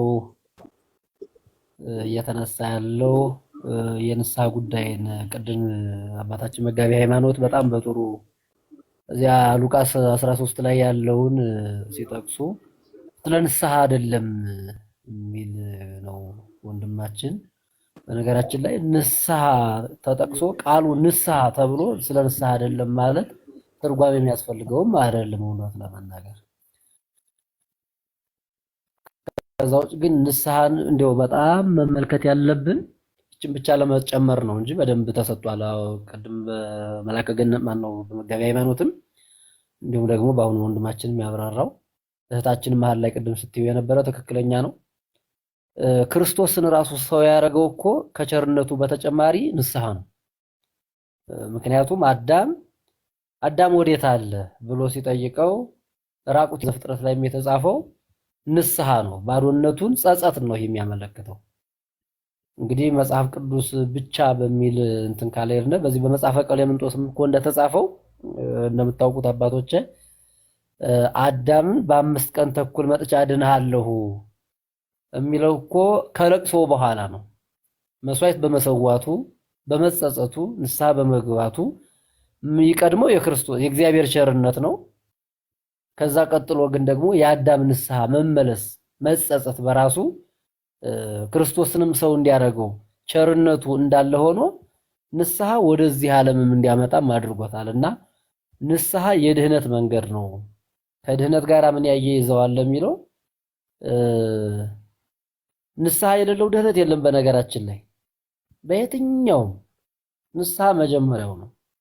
እንዲያው እዚያ እንትን ላይ የሉቃስ ወንጌል ምዕራፍ 23 ላይ እንኳን ስናነብ የማናይን እንዲያው ስናይ ምንድነው በመንግስትህ በመጣህ ጊዜ አስበኝ።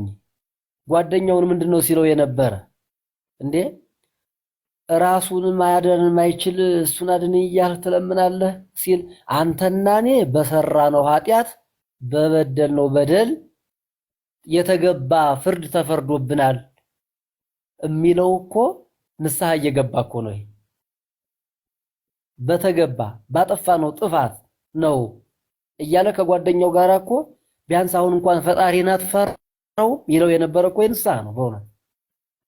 በቅጽበት ደግሞ ያችን ንስሐ ልክ ይህን ቃል ተናግሮ አቤቱ ጌታዬ በመንግስት በመጣህ ጊዜ አስበኛል፣ ቸርነህና ቸርነትህ ተጸጽቻለሁና እባክህ ይቅር በለኛል። ንስሐ እኮ ነው ይሄ። በእውነት እውነት እልሃለሁ ዛሬ ከኔ ጋር በገነት ትኖራለህ። ገነትን አዳምን ቀድመህ ገነት ትገባለህ ማለት እኮ የአዳም ንስሐ እንዳለ ሆኖ ያንተንም ንስሐን ተቀብያለሁ። አዳም ገና ወደ ሲኦል ይዞት ነው፣ ከሲኦል ገብቶ ነው አዳምን የሚያወጣው ክርስቶስ። ግን ይሄኛው ግን ሲኦልን ሳያት በዚሁ ገነት ነው ሄደ። ሲኦልን አታያትም በዚህ ንስሐ ሲለው እኮ ነው። እና ንስሐ የሌለው ድህነት በቤተ ክርስቲያናችን አስተምሮ ንስሐ የሌለው ድህነት የለም። ያለ ንስሐ ድህነት የለም። ምክንያቱም ሰው ንስሐ ይገባል፣ ቀጥሎ ምንድን ነው ይጠመቃል። እንግዲህ መጋቢ ሃይማኖት የሚያደርጉትም ይሄን ነው፣ የካህናት ስራ። ንስሐ ይሰጣሉ፣ ያጠምቃሉ፣ እግዚአብሔር ይፍታህ ይላሉ። ከዛ በኋላ ይሄንን ካደረጉ በኋላ ወደ ስጋው ደሙ ይዘው ይሄዳሉ። እና ንስሐ የሌለው ድህነት የለምና ትክክል ሐሳብ ነው። በጣም ደስ የሚል ትምህርት ነው የምትለዋል ለመጨመር ነው። እግዚአብሔር ያከብርልኝ። ሌላ ማውቃት ነገር ካለች መጨመራት ነገር ካለች በኋላ ጨምራለሁ። ክብር ያድልልኝ። እግዚአብሔር ይስጥልን፣ ክብር ያድልልን። መጋቢ ሐዲስ መልአከ አማረ የቦሌ ደብረ ሳሌም መድኃኔዓለም ቤተክርስቲያን ስብከተ ወንጌል መምህር ቃለ ሕይወት ያሰማልን፣ አስበ መምህራንን ያድልልን። ወደ አንቺ ኑሐሚን። እሺ አይ ከመጀመሪያው እኔ አንድ ነገር ስናገር የነበረው ነገር እሱ አይ ቲንክ የካልቪንን ትምህርት በደንብ አልተረዳውም መሰለኝ። ሊሚትድ አኖይመንት የሚል ከሊስቶች ውስጥ የተቀመጠ አንድ ነገር አለና ኢቭን ኢፍ በግልጽ የሰው ምርጫ እንዳይደለ በትክክል ይናገራል። እና ልጁ እያለ የነበረው ደግሞ ኢየሱስ ክርስቶስ ለዓለም ነው የመጣው። ከዛ ድጋሚ ደግሞ እንዴት ነው ይመርጣቸዋል አይነት የሆነ ሁለት የተዛባ አይነት ንግግር ነው። እና የካልቪን ትምህርት ኢየሱስ ክርስቶስ ገና ዓለም ከመፈጠሩ በፊት የመረጣቸው ሰዎች አሉ፣ እንዲድኑ ወስኖ ሊሚትድ አድርጎ የመረጣቸው ሰዎች አሉ። ለነዛ ሰዎች ደግሞ ኢየሱስ ክርስቶስ ሞቶ ተነሳ የሚል ሀሳብ ነው ያለው። ሰው ከነዛ ሰዎች ውጭ የሚድንም የማይድንም ሰው ተለይቷል ማለት ነው። ቅድም ደግሞ ጋዲ እንደጨመረልን እንደውም ዛሬ ነው ይህንን ሀሳብ ያገኘሁት እኔ መላእክታን እንኳን እንደወሰነ ሊሚትድ እንዳረገና እንግዲህ የካልቪን አስተምሮ የምትከተሉ ሰዎች ቆም ብላችሁ እንትን በሉ፣ አንብቡ ወይ ጠይቁ። ቀሲስም ቅድም እየተናገሩ ነበረ፣ ለመሸሽ እየሞከረ ስለነበረ ልጁ እና እኔ እንግዲህ ያለኝ ሀሳቢ ነው። ቀሲስ እርሶ ይቀጥሉ። ኑሐሚን፣ እግዚአብሔር እንግዲህ ዓለምን ሲፈጠር ወይም የሰው ልጆችን በአጠቃላይ ሲፈጠር ሰው ሁሉ የተመረጠ ፍጥረት እንደሆነ አስባለሁ። በምን መመዘኛ ነው ሰው ከሰው የሚለየው የሚለውን ነገር ማየት የሚያስፈልግ ይመስለኛል። ለምሳሌ እንደ ካልቪኖች አባባል የተመረጡ አሉ፣ ለሞት ደግሞ የተመረጡ አሉ፣ ለሕይወት ደግሞ የተመረጡ አሉ አስቀድሞ የሚል ትምህርት ካላቸው መመዘኛው ምንድን ነው የሚለውን ጥያቄ ነው የምናነሳው። እኛ ምናልባት የምንለው ሰው እግዚአብሔር የሰውን ሁሉ ነገር አምላክ ስለሆነ ፈጣሪ ስለሆነ የማወቅ የባህሪ ገንዘብ አለው። እኛ ከመወለዳችን በፊት ተወልደን የት የሚለውን ነገር እንደምንደርስ በእግዚአብሔር የታወቀ። ነገር ግን እኔ የምኖረውን ህይወት ግን እግዚአብሔር አይመርጥልኝም ነፃ ፈቃድ ስለሰጠኝ። ስለዚህ በነፃ ፈቃዴ ተጠቅሜ ወደ ዘላለም ህይወት እጓዛለሁ። ነፃ ፈቃዴ ደግሞ ተጠቅሜ ወደ ዘላለም ሞት ሊሄድ እችላለሁ። ስለዚህ በእጄ ነው ያለው። ሞትም ህይወትም በእጃችሁ ናት ብሎ እንደሚናገር መጽሐፍ እጄ ላይ ነው ያለው። ለምትበልጠው ጸጋ ቅኑ ይላል መጽሐፍ ቅዱስ። የሚበልጠው ጸጋ ምንድነው? የዘላለም ህይወት ነው። ለዘላለም ሕይወት ለመቅናት ይህንን ዓለም መርሳት፣ ይህንን ዓለም መተው፣ ከእግዚአብሔር ቃል ከእግዚአብሔር ሐሳብ ጋር መተባበር ያስፈልጋል። ስለዚህ ለዓለም ሁሉ ዓለም በልጁ እንዲድን የሚለው ሐሳብ ዓለም ሁሉ እንዲድን እግዚአብሔር መጥቷል። ዓለምን ሁሉ አድኗል። ካዳነ በኋላ ግን ከኛ የሚጠበቀው ነገር አለ። መጽሐፍ ቅዱስ እንዲህ ብሎ ይናገራል። በዚህ በገላትያ መልእክት በምዕራፍ 5 ቁጥር 1 ላይ የእግዚአብሔር ቃል ምን ይላል? በነፃነት ልንኖር ክርስቶስ ነፃ አወጣን። በነፃነት ልንኖር ክርስቶስ ነፃ አወጣን ይልና እንግዲህ ጸንታችሁ ቁሙ፣ ዳግመኛም በባርነት ቀንበር አትያዙ ነው ብሎ የሚናገር። እግዚአብሔር አምላካችን ነፃ አውጥቶናል። ከዲያብሎስ ባርነት አላቆን ነፃ ካወጣን በኋላ በገዛ ራሳችን ጥፋት፣ ስህተት ተጠላልፈን ዳግመኛ የኃጢአት የዲያብሎስና የዓለም ባሪያ እንዳንሆን ተጠንቀቁ ይለናል። ባንጠነቀቅ ምንድን ነው የሚመጣው? ባንጠነቀቅ የዘላለም ሞት እንሞታለን። እጃችን ላይ ያለው ነገር ይወሰዳል። እጃችን ላይ ያለው የገባው ነገር ይነጠቃል። ስለዚህ ሰው እንደየስራው ታስረክበዋለህ ባለው አምላካዊ ቃል መሰረት መጽሐፍ ቅዱስን ስናንብ እስቲ አንብልኝ። ራእይ 22 ቁጥር 12 ላይ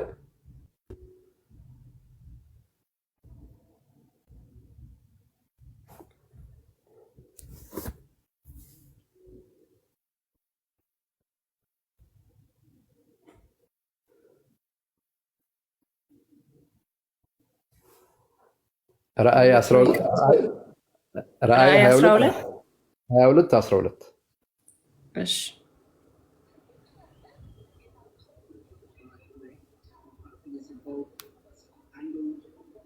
ጠፋ።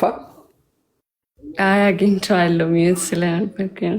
እሺ ራእይ 22:12 እነሆ በቶሎ እመጣለሁ፣ ለእያንዳንዱም እንደ ስራው መጠን እከፍል ዘንድ ዋጋዬ ከኔ ጋር አለ። አዎ፣ ስለዚህ እንደ ስራ መጠን መጨረሻ ላይ ሲመጣ ዋጋ ይከፍላል። ለዘላለም ሕይወት የሚከፍላቸው አሉ፣ ደግሞ ለዘላለም ሞት የሚከፍላቸው አሉ። ያ ምን ታይቶ ነው ኑሐሚንዬ? መጽሐፉ የሚለው ምን ታይቶ ነው? ስራ ታይቶ ነው። ይጠይቃል። መጨረሻ ላይ የሚጠይቃቸው ወደ 6 የሚደርሱ ጥያቄዎች አሉ። ስለዚህ እነሱን ይጠይቃል። በዛ መሰረት ይታረምና እንደየስራው ያስረክባል። በክብር የሚነሳ አለ፣ በውርደት የሚነሳ አለ ማለት ነው። ስለዚህ ይሄንን ህይወት ለመኖር ዛሬ ማንኛውም ሰው የተጠራበትን ለዓለም አምላካችን ተሰቅሎ አድኖን ሳለ ይሄን ድህነት ጠብቆ እስከ ዘላለሙ በተአማኝነት መጓዝ ያስፈልጋል። እዛው ራእይ ምዕራፍ 2 ቁጥር 10 ላይ እስከ ሞት ድረስ የታመንኩን የህይወትንም አክሊል እሰጥሃለሁ የሚል የእግዚአብሔር ቃል አለ። ስለዚህ ሰዎች ሁሉ እንዲድኑ የእግዚአብሔር ፈቃድ ነው።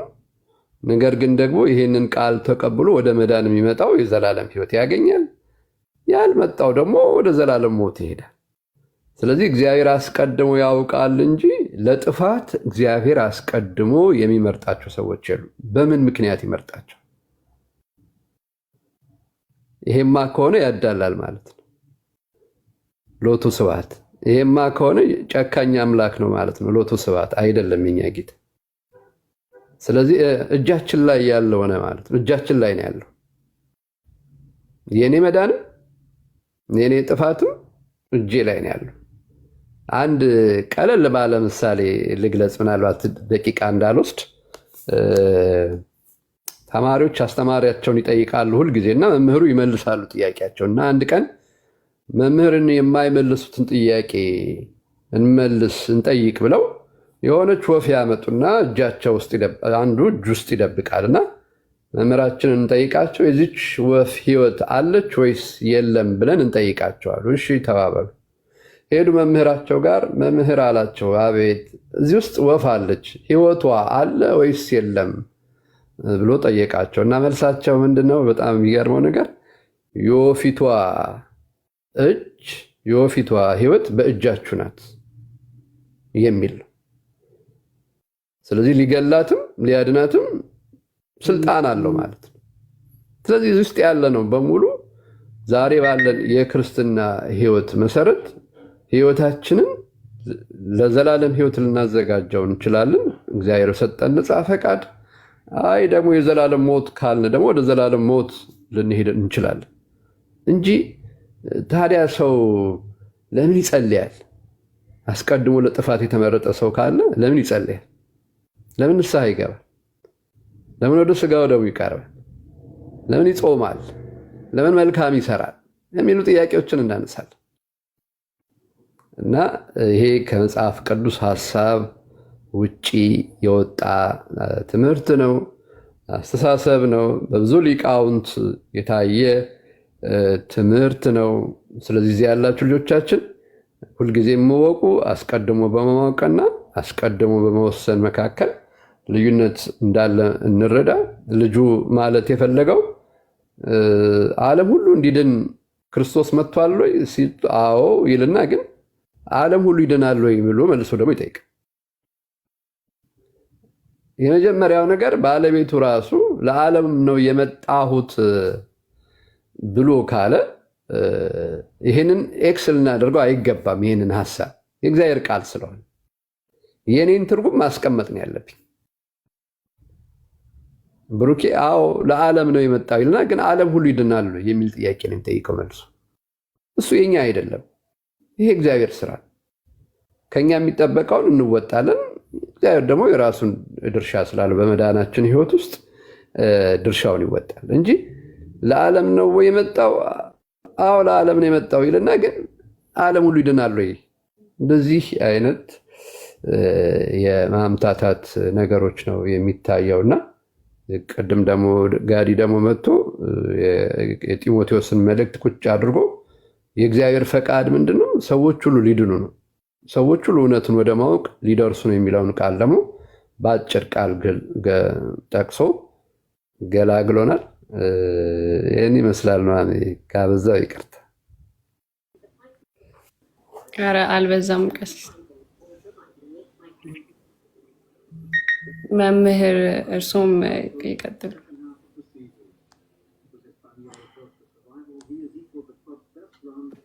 ሰማለን መጋቢ ሃይማኖት ግሩም ነው። አሁን በተለይ መጀመሪያ የሰማሁት ይህን የንስሐውን ጉዳይ ስለነበረ እርስዎ ቅድም መልስ ሲሰጡ ያ ላይ ነው እና ያውን ደግሞ የተነሳው ሐሳቡ እኔም ገብቶኛል። በዚህ ሮሜ 8:30 ጀምሮ ያለውን ለመጥቀስ ፈልጎ ነውና ያስቀድሞ የወሰናቸውን እያለ መሄደውን እሱ ላይ ለመናገር ፈልጎ ይመስላል። እንግዲህ መጽሐፍ ቅዱስ ይላል የሚለው እሱን ነው። እንግዲህ እስመለ ቀደመ ወሐሬ ወአእመሮ ሙኪያሁ ሙሰራ አስቀድሞ የመረጣቸውን እንግዲህ መወሰኑን እዚህ ጋር በነገራችን ላይ ይሄ አንቀጽ በሊቃውንቱ ማነጋገር አንቀጽ ሐዋርያት ተብሎ ይጠራል። አንዳንዴ መጽሐፍ ቅዱስ ሁሌም መጋቢ ሃይማኖትም ሌሎቻችሁም እንደምታውቁት መጽሐፍ ቅዱስ ማለት የቆመ በሬ ነው የሚለውን የመላከ ብርሃን አድማሱ ጀንበሬን ብሂል ሁልጊዜ እኔ እጠቀማለሁና የቆመ በሬ ማለት ምንድነው? የቆመ በሬ እንደሚታወቀው በደንብ ካልታረደ በደንብ ካልተስተካከለ በሬው ስላማረ ብቻ ቀረብ ብሎ ቢበሉት ያው ጥርስ ያረግፋል ማለት ነው እና መታረድ ያስፈልገዋል የሚለው ነገር በሚገባ እና ይሄ አስቀድሞ የወሰናቸውን ጠራቸው ነው የሚለውና የወሰናቸውን የሚለው አባቶቻችን ለሐዋርያትም ሰጠው ይተረጉሙታል። እንዲሁ በአንድ አውድ ብቻ አይታይም። ከዛም ዝቅ ብሎ ደግሞ ስንመለከተው እኮ ምንድነው የሚለው እነሱ ያጸደቃቸውን ደግሞ አከበራቸው አለ። ይህም ምን ማለቱ ነው? ሐዋርያትን ከዛ ደግሞ በስማቸውም ጠራቸው። ዲዲሞስ ይባል የነበረውን ቶማስ፣ ስምዖን ይባል የነበረውን ጴጥሮስ እያለ ጠራቸው እያለ ነገር ሐዋርያትም አለበት ብሎ አባቶቻችን ያትታሉ ይተረጉማሉና ምን ለማለት ነው? በአጠቃላይ ይህን ምናልባት ለዚህኛው አሁን ታች ላለው ብዙ መምህራን ይኖራሉ፣ ግን የሚሰሙ ምዕመናንን ግራ ላለማጋባት አስቀድሞ እግዚአብሔር በምላታ ኃጢአት ነው ሲጀመርም እኮ ወደዚህ ሰው የሆነው እኮ በምላታ ኃጢአት ነው። ምላታ ኃጢአት ማለት ምንድነው? ለዓለም ሁሉ ቤዛ ለመሆን ዓለምን ሁሉ ለማዳን ነው የመጣው። ስለዚህ መርጦ ወይም ወስኖ ነው የሚያድን የሚል ትምህርት ከታችን ከኑሐሚንም አልተሰጠም፣ አልሰማንም። መጋቢ ሃይማኖትም ይሄን አላሉም። እሚድነው ግን ምንድነው? ማን ነው የሚድነው ከተባለ ክርስቶስ የመጣ ሁሉ ሰው የተባለ ሁሉ ሊድን ነው። ይሄ ነው የቤተ ክርስቲያናችን ትምህርት፣ ይሄ ነው። ሁሉ እንዲድን ነው የመጣ። ከዛ እኔ እድናለሁ ወይ? የኔ ድርሻ ነው። ከዚህ በኋላ ያለው ክርስቶስ የድህነትን መንገድ ሰርቷል ለሁሉ።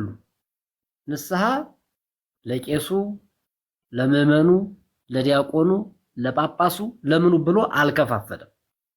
ለሁሉም የድህነትን መንገድ ሰርቷል። የእግዚአብሔር ዓላማው ግን ሁሉም እንዲድኑለት ነው። ሁሉም ሰው የተባለ እንኳን ሌላ ዲያብሎስም እኮ በእውነት ነፃ ፈቃድ እንግዲህ የሚያስብ ህሊና የተሰጣቸው ፍጡራን ሰውና መላእክት ናቸው። ዲያብሎስም በትዕቢቱ በራሱ ፈቃድ ወረደ እንጂ እኮ እግዚአብሔር ውረድ ብሎ ፈርዶበት አይደለም የፈረደ። ነብዩ እግዚአብሔር ቅዱስ ዳዊት ምንድነው የሚለው? ወለብሲ አማጺ ትንእወ እኪት ለአማስኖ፣ ኃጢአተኛን ሰው ኃጢአቱ ልታጠፋው ትፈልጋለች ይላል። እና በኃጢአታችን እኛ ካላበላሸነው በስተቀር ክርስቶስ ሰው የሆነ ለሁላችን ነው። ሁሉም ሰው ይድናል ወይ ብሎ ለጠየቀው ወንድማችን፣ አዎ ይድናል። በምን መንገድ ይድናል ከተባለ ክርስቶስ ራሱ በሐዲስ ኪዳን የሰራልን ትእዛዙን በመጠበቅ በዚያ በዮሐንስ ወንጌል ምዕራፍ 14 ላይም እኮ ብትወዱኝስ ትእዛዜን ጠብቁ አለ። ስለዚህ ትእዛዙን መጠበቅ አንዱ መዳኛ። ብትወዱኝስ ነው ያለ ለሐዋርያት ሲነግራቸው እኛንም ጨምሮ ነው። ዓለምን ሁሉ ነው ለዓለም ዓለሙን እንዲሁ ወዶታልና ነው እኮ ያለ ዮሐንስ። አሁንም ሲጽፍ በወንጌሉ ዓለምን እንዲሁ ወዶታልና ካለ ዓለም የተባለ ማን ነው? ሰው ማለት እኮ ነው። ጴጥሮስ ብቻ ነው እንዴ ሰው የሚባለው? ሐዋርያት ብቻ ናቸው ሰው የሚባሉት? ወይስ ቀሲስ ቴዎድሮስ ብቻ ናቸው ሰው የሚባሉት? ኑሐሚን ብቻ ናት? ዓለሙን እንዲሁ ወዶታልና ሳር ቅጠሉ ማለት አይደለም፣ ሰው ነው ዓለም። ስለዚህ ሰው ሁሉ እንዲድን ክርስቶስ ሰው ሆኗል። ሰው የሆነልን ደግሞ ከዚህ እኛን ሁላችንንም በዮሐንስ ወንጌል ምዕራፍ 10 ላይ እኮ ተመዝግቦ የምናነበው ቃል ከዚህ ያልሆኑ ሌሎች በጎች አሉኝ አለ አይደል? ከዚህ በረት ያልሆኑ ሌሎች በጎች አሉኝ ይላል። ይሄ የሚያሳየው እኮ ገና እስከ ዓለም ፍጻሜ ድረስ የሚመለሱ ከአሕዛብ ወገን ከሌላ ወገን የሚመለሱ ምዕመናን እንዳሉት ነው። የዮሐንስ ወንጌል ምዕራፍ 10 ቁጥር 16 ላይ ከዚህ በረት ያልሆኑ ሌሎች በጎች አሉኝ፣ እነርሱን ደግሞ ላመጣ ይገባኛል፣ ድምፄንም ይሰማሉ የሚለው ቅድም ማለት ነው። አንድም መንጋ ይሆናሉ፣ እረኛውም አንድ ነው አለ። አንድም መንጋ ይሆናሉ ማለት እኮ ይሄም ሁሉም ለሰው ልጅ ሁሉ የተሰጠ መሆኑን የሚያመለክት ነው። እረኛው አንድ ነው ካለ ኢየሱስ ክርስቶስ ራሱ ነው። ከዛም ካህናት ናቸው። እና አስቀድሞ የሚጸድቁትን ወስኖ የሚኮነኑትን ወስኖ ቅድም መጋቢ ሃይማኖት እንዳሉት እገሌ ይኮነናል እገሌ ይጸድቃል ብሎ ቀድሞ አዋቂነቱ የታወቀ ነው። የባህሪ አምላክነቱ ባህሪው በራሱ ዕውቀት ስለሆነ ያውቃል። ግን የሰጠን መንገድ ግን የምናስብበት ህሊና የምናሰላስልበት አይምሮ ለሁላችን ሰጥቶናል። ለመዳን መዘጋጀት የኛ ድርሻ ነው። ከዛ ውጭ ግን ክርስቶስ መርጦ አያድንም፣ መርጦ አያጠፋም። ምክንያቱም በእርግጥ አምላካችን እግዚአብሔር ለዓለም የሰው ልጅ ሁሉ አባት ነው፣ የሰው ልጅ ሁሉ አምላክ ነው ተብሎ ግን አይነገርለትም። ምን ማለት ነው? የሰው ሁሉ አባት ነው፣ የሰው ሁሉ አምላክ ግን አይደለም። ለምን? እሱ አምላክ መሆን ስላልቻለ ሳይሆን የማያመልኩት ስላሉ ማለት ነው። ግን አባት ነው። በዚያ በማቴዎስ ወንጌል ምዕራፍ 5 ቁጥር 45 ላይ እሱ ለሁሉ እኩል ፀሐይን ያወጣል ይላል አይደለም? ለሁሉ ለሚያመልከውም ለማያመልከውም። ይሄ አባትነቱን ያሳያል። ግን አምላክነቱን ደግሞ ወደውት እኛን ያድንናል መዳን እንፈልጋለን ብለው ለሚያመልኩት እውነተኛ አምላክ ነው፣ ይድናሉ። ድህነተ ስጋም ድህነተ ነፍስም ይሰጣቸዋል። ለሕዝብም ለአሕዛብም ሰው ሆኖ እስከመጣ ድረስ ሰው የተባለው ፍጡር ንስሐ ከገባ ስጋውን ከበላ ደሙን ከጠጣ ከተዘጋጀ የመንግሥተ ሰማይ ልጅ ለመሆን የሚገቡ ትእዛዛትን በሙሉ ከፈጸመ ሰው የተባለ ፍጥረት ሁሉ ይድናል። ግን አንድ ጊዜ መጥቷል አድኖናል እንደሚሉት አይደለም። ይሄ ነገረ ድህነትን መዳን በቅጽበት ወይስ በሂደት ከሚለው ጋራም የተያያዘ ነገር ስላለው እሱን አሁን ማብራራት አያስፈልግም ብዙ ጊዜም ስለተባለ። ግን ዋናው ሐሳቡ ይሄ በፓኬጅ በምን የሚባል ነገር ሳይሆን የኔና የናንተ ጌታ ሰው የሆነ ዓለሙን ሁሉ ሊያድን ነው። ሰውን ሁሉን ያድናል ወይ ለሚለው አዎ ያድናል። ታዲያ ችግሩ ምንድነው? የኛ የመዳን ሂደት ችግር ካልሆነ በስተቀር ቅድም የተባለውን አጽንቶ መያዝ ይገባል ምትል ነገር ለመጨመር ነው እንጂ መጋቢ ሃይማኖትም እህታችንም ሌሎችም ቅድም ወንድማችን ጋዲሳም በሚገባ ገልጻችሁታል። ይችንን ማበረታቻ አብሮ ትንሽ ድጋፍ ለመሆን ነው። መቼም መኪና የሚቆመው በጎማ ሆኖ ግን ከኋላ ታኮ ትንሽ ይደረግበታል ያግዘዋል በሚባል እና እንደዛች ምንድነው ይሄ ያለችኝን ለመወርወር ነው እንጂ በሰፊው ተብራርቷል ለማለት ነው። እግዚአብሔር ያከብርልኝ። ቃልዎት ያሰማልን መምህር። ቃልዎት ያሰማልን መጋቢ። በእድሜ በጤና በጸጋ ይጠብቃል።